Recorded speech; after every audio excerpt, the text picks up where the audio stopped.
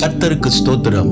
இந்த நாளுக்கான தேவ வார்த்தை நீதிமொழிகள் புஸ்தகம் 3ஆம் அதிகாரம் 26வது வசனம். கர்த்தர் உன் நம்பிக்கையாயிருந்து உன் கால்கள் சிக்கிக்கொள்ளாதபடி காப்பார்.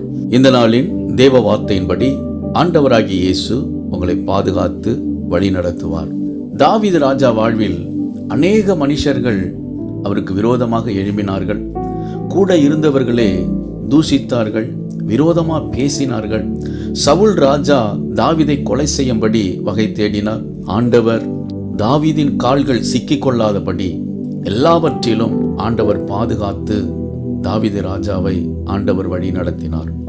அன்பானவர்களே, உங்க வாழ்விலும் நீங்க செய்கிற வேலையில, போகிற இடங்கள்ல உங்களுக்கு விரோதமாக கண்ணிகள் செய்யலாம்.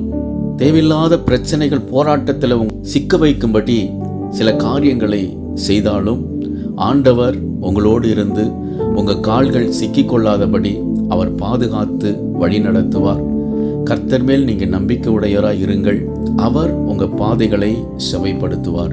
விசுவாசியுங்கள், மகிழ்ந்து களி கூறுங்கள். இயேசு உங்களை ஆசீர்வதிக்கிறார். ஆமேன்.